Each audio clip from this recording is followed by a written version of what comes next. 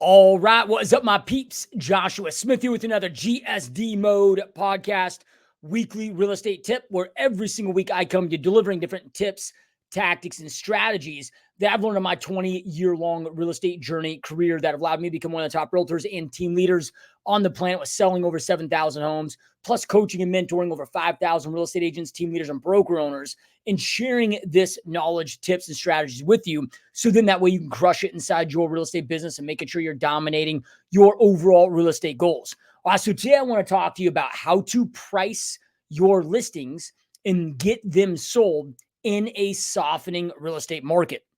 This is something that's been coming up a lot with questions to me. I'm getting a lot of real estate agents coming to me right now saying, hey, I've got these listings. They're sitting on the market longer. They're just not selling, but they're priced right. But I'm having difficulty selling them. What should I go out there and do?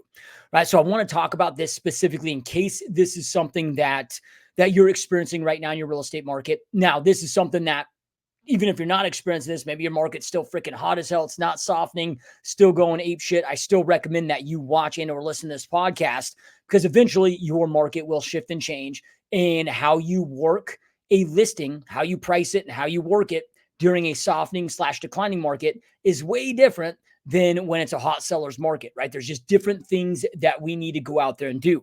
Now, we just got out of the longest bull market in recorded history, the longest economic expansion in recorded history, the longest real estate expansion in recorded history. So most real estate agents that haven't been in the market really pre-2012, haven't had to take on listings in a more challenging time, in a more challenging market. But I can tell you this, if you're in this for the long haul, there are probabilities greater than not, and I've seen these in my 20-year-long journey now, where you have certain markets where it's like, okay, take 7-8 months to get listings to sell.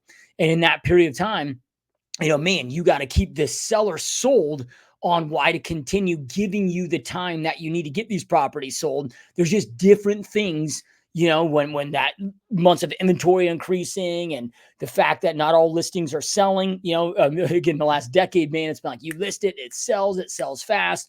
Now all of a sudden you're like, oh, I got this listing sit on the market 3 weeks. Your seller's freaking out. You're freaking out.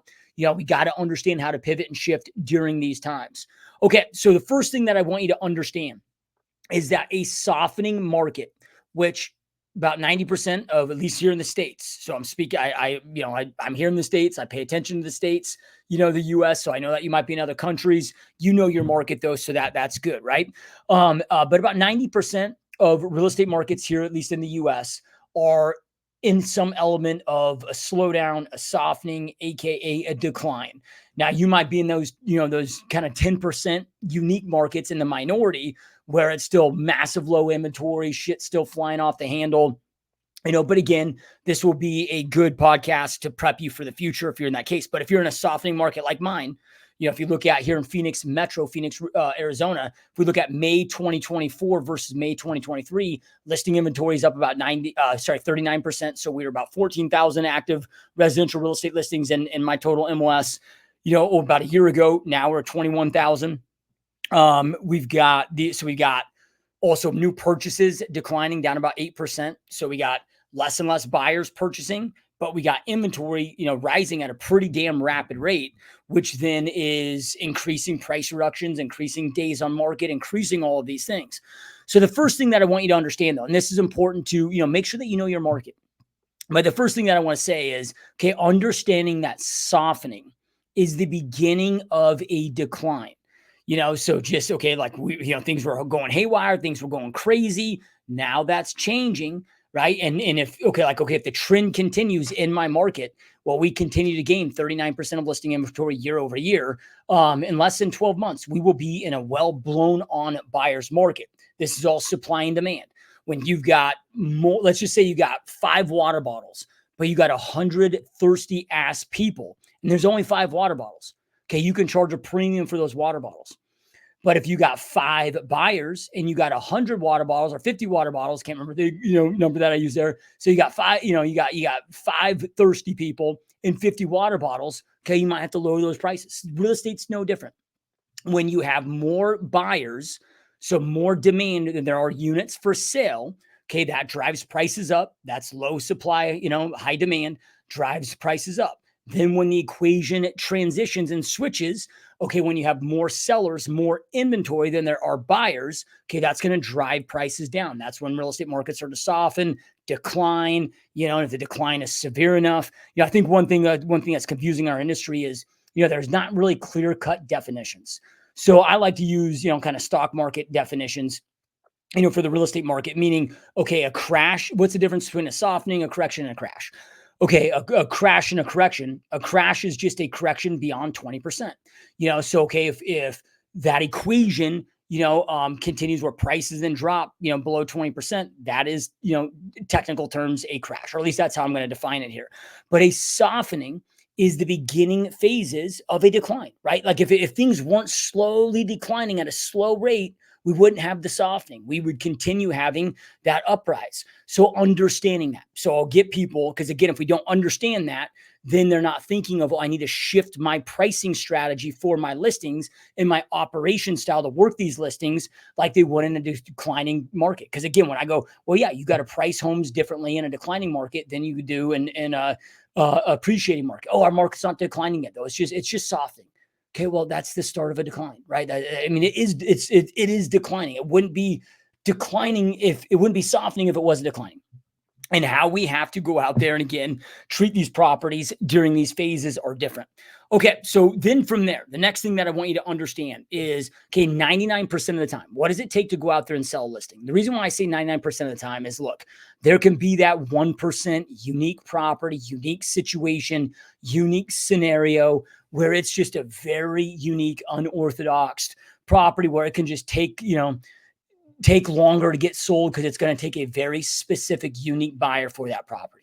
But like 99% of the time, right, when it's just, typical property, average property for the area, I've got other solid comps, so 99% of the time, these three things are going to hold true as far as what does it take to go out there and get a property sold. So there's really three things, right? And I call it the 3 Ps of real estate. We got the product, we got promotion, and then we got price. So the product. So you got to make sure that the product is looking and showing at its absolute best that it possibly can within the seller's means. So what do I mean by that? Okay, look, I may not have a seller that has the funding or the means to go out there and put a new flooring, put a new paint, get that property completely move-in ready, to go out there and get them top dollar. They may not have the means to go out there and do that. So what I mean is getting this product to show at its absolute best within the seller's means. But what does every seller, if they want to maximize on the equity they can get out of that home, what can they all do? Well, they can all declutter. They can all clean. They can all they can do the best with what they have, within those means. So this is where you, as a real estate professional, you need to make sure that you've got yourself educated. Like I've went through and I've taken staging classes. I've learned how to declutter properties. I've learned how to go. I know how to navigate with a seller and walk them through room by room. And I believe now, maybe this is being me being a little, cocky with my abilities and whatever, but dude, you sell over 7,000 homes. You get this down to an art, get this down to a science. Like I know exactly what it takes from the second that they decide they want to sell to the second it sells for them to get top dollar. I've just learned this through a lot of repetition, but then developing the right skill sets to navigate my clients. So I know how to walk them through room by room to make sure that we get that product showing at its best, again, based within their means. And I've actually then even taken that down into a guide. So when I go through with my sellers, I give them a guide that's got three different series, 3 different steps to it. Like meaning that, okay, step 1 is, okay, here's all the things that I want you to do. And I walk them through. You have checklists for every room, front of the house, back of the house, garage, every room of the house, of everything that they need to do. That's again within their means, but everybody can declutter, everybody can clean, everybody can do those things, move furniture around and do those things of, again, step by step, room by room of what they need to do to get their home showing at its absolute best. Now that's step 1. Then I have a checklist where I walk them through, okay, now that we got your product looking at its best, we got to get it to promote and show off at its best. That then starts with the professional photos. So here's the checklist and here's the steps I need you to do to get your home showing at its best for the day of that we bring in the professional photographer, because we got to nail those professional photos. Then I walk them through and have a checklist created for them that shows them every day, hey, before you leave this house, because now we can't just look good on the photos. Every buyer that comes in your home, that's an opportunity. We cannot afford to not maximize every opportunity. So I give them a quick 1-page daily checklist before they leave that house to ensure that nothing gets missed. And so making it where, again, we give them a process and a system to follow, based on my knowledge of what it takes to go out there and get that product. So, okay, number one, you nail product. Number two, we got to nail promotion. When I'm talking about promotion, we got to get the product looking at its best. Like I already talked about, okay, get great professional photos, get it put on the MLS correctly. That, for the most part, solves promotion. I've never had a buyer ever come to me saying, "Oh, I bought this house because the Matterport, the Matterport dollhouse walkthrough, like, okay, I can go fucking hire an airplane with a banner to fly over this house 24/7." Like, that's not going to increase the likelihood of it selling. I need to make sure we got amazing, high quality, epic photos. I got to make sure it's listed and input on the MLS correctly. Make sure that that's syndicated to all the other, all the IDX sites, on a local, national, global level. So all your Zillows and, all the IDX websites that everybody else has that's driving traffic to. There's one element of promotion that I'm going to talk to here in a moment, but I'm going to wait for that, because that's going to be the last thing that I want to talk to you about here with this, because this is a different thing that we got to do, just part of promotion, as far as our skill set of us being intentional inside our real estate businesses for our clients. Okay, then the third P is price. So once we got the product looking at its best, we got it promoted properly, then we got to nail pricing. And again, I don't care, like, if any one of I call it the three-legged, the three-legged stool, for my clients is how I explain it to them. The reason why I call it the three-legged stool of getting their home sold is you remove one of those legs, okay, this is going to fall over and collapse. So we got to nail product, we got to nail promotion, we got to nail price, we got to have all those three things come together. Now, so when somebody tells me that, "Oh, I've got it priced right, it's just not selling." Okay, I'll be like, "Okay, is the product showing at its absolute best?" "Oh yeah, shows at its absolute best." Okay, is it on the MLS correctly? "Oh yeah, it's on the MLS correctly, great photos." Okay, so it's promoted correctly, the product's looking at its best. It then is a pricing issue. Well, no, man, if you look at the comps, the sold comps, it's priced right. Okay, in a softening, AKA declining market, sold comps are prior old data. That is not how we need to go out there and pay attention to it, which I'll talk about here in a moment when it comes to pricing, but we got to nail those three things. So now let's talk about the next thing here, which is pricing. So how I know if a property, now this isn't always perfect. It can depend on price point and whatever, but for the most point, that's not, so I'm saying here, it's not perfect science, but this is just kind of a benchmark I go after. I am looking for, I want to see at least 3 to 5. So 3 at a minimum, 5 is kind of the gold benchmark of where I know that we're priced right. So 5 agent co-broke showings per week, not counting open houses. Right. These are actual buyers that have interest, that their agent found this property, they saw this property on Zillow or whatever, that want to go out there and view it. I want to look at that. Okay, I know if I've got, between that 3 and 5 window, within the average days on market that a property is being listed, for, let's just say your average days on market is 35 days. I know if I'm getting 3 to 5 showings per week, okay, within, that 35 days, we're going to, in most cases, have a very high probability of getting a great offer, putting that deal together within the average time frame that things are on the market that are selling. So that's a great benchmark. So if we're only getting 1 showing a week, and again, if we've nailed product, we've nailed promotion, then I know that it's a pricing issue. Now, when it comes to pricing and declining markets, yes, I want to look at sold data. Yes, I want to look at pending data, but equally as important, if not more important, I really want to be looking at that active data and keeping on top of that, because depending on the severity of the decline, look, you not only got to be priced within, the sold comps and pending comps, but, just, okay, an appreciating market, we might put more emphasis on the sold comps, and prices are going up and up and up, but in a declining market, like, we need to make sure not only are we within pricing on those other comp styles, but then with the active, like, hey man, sometimes we got to make sure, or like in my market that's softening at a pretty rapid rate here in Phoenix, Arizona, I got to make sure like we are the best damn price thing, out of our competition, or very damn close to. We got to be, either the best or within the top 1, 2, or 3, to be in that high contender standpoint. Now, if the market, if it starts to accelerate, I've had different times of my career, like let's just say 2008, where homes are dropping 10 grand a month, whatever, where it's like, we have the ball. Think about this, like visually, if a ball is rolling down the hill and you're chasing the ball, you got to get in front of the ball to catch it, right? It's the only way you're going to catch that ball. So then from there, in like a severe declining market, I might need to be 5% below all the other active comps. I need to, so not just, so 5% below my competitors, to get ahead of that ball to go out there and catch it.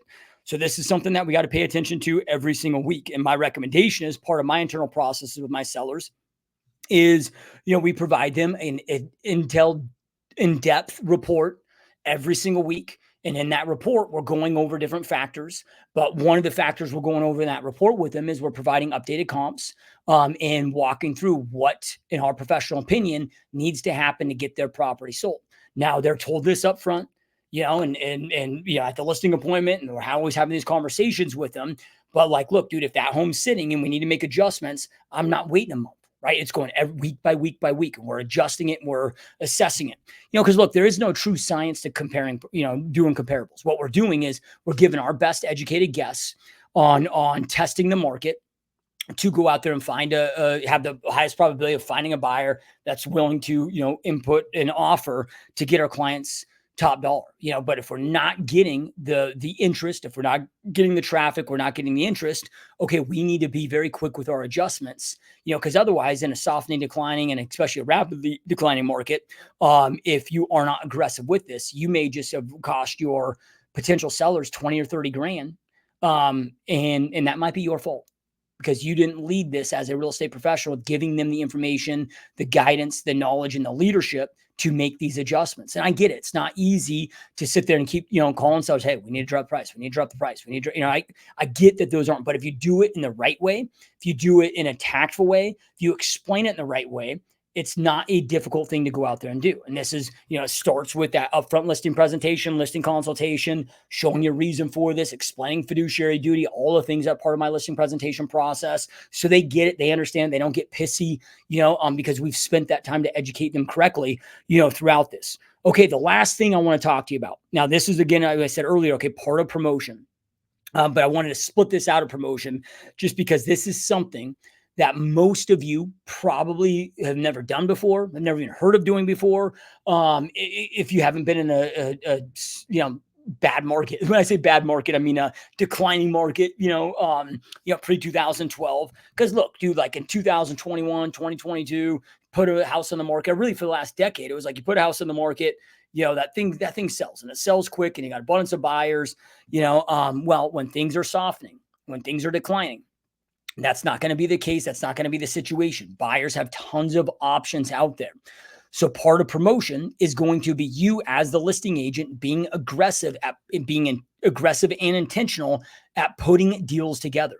So as an example, I am very aggressive with reaching out to every single agent that's shown every single one of my properties, getting them on the phone, and getting general feedback, regular feedback that, how'd the property show, how was it priced, whatever, like, just the regular feedback that, a lot of people get. I'm not going to use feedback software for this. I'm going to get them on the phone because I'm here to negotiate, right? Like, I'm going to take this deeper than just regular feedback. I'm going to do everything that I can to put a deal together. Hey man, you got a buyer, I got a seller, you got a buyer that wants to buy, I got a seller that wants to sell. Look, what is it going to take for my property, my listing at 123 West Main Street to become your buyer's number one choice, where they want to put an offer here within the next 24 hours? Like, what's that going to take? Like, I'm here to put deals together, negotiate deals. And here's the thing with this. A lot of people will sit there and say, well, if they wanted it, they put an offer on. Bullshit. In a lot of cases, there might be some truth to that. But I'm telling you right now that in a lot of cases, in a lot of situations, that's a 100% also false statement. I can't tell you how many deals I put together over the years for just stupid shit. You got to understand that 49% of realtors last year closed one or less transactions. The vast majority of realtors just do not get enough at bat. They don't have enough experience. They don't know how to lead the process. They let their clients lead them. So they don't know how to bring this stuff up. I mean, I've had deals put together just because they didn't like the freaking paint. Well, we can do, we can get the house repainted for you, and we can do paint credits, and we can, again, when you got more demand, more buyers, than there's more listings and they have more options, there are buyers, they got choices. We might have to sweeten the freaking pot. No different than when I had a buyer looking at a property, there's 50 other buyers, offers on that property. Okay, I had to get on the phone with the agent and see, hey, what is it going to take? Like, what do we got to do to, to get my buyer first position? I know outside of price and netting your clients the most, is there anything else? Is there a lease back? Is there anything else that would sweeten the pot where you want to put our offer in contention? Well, now it's reversing that.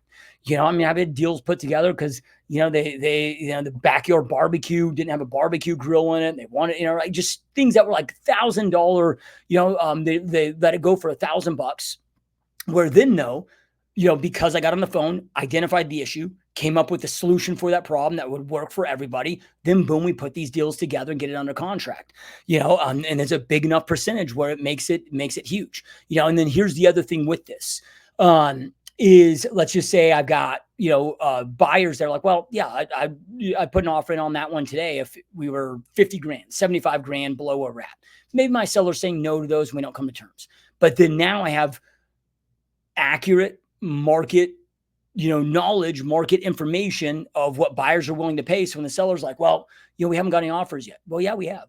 Yeah, I brought you 4 verbal offers, so far.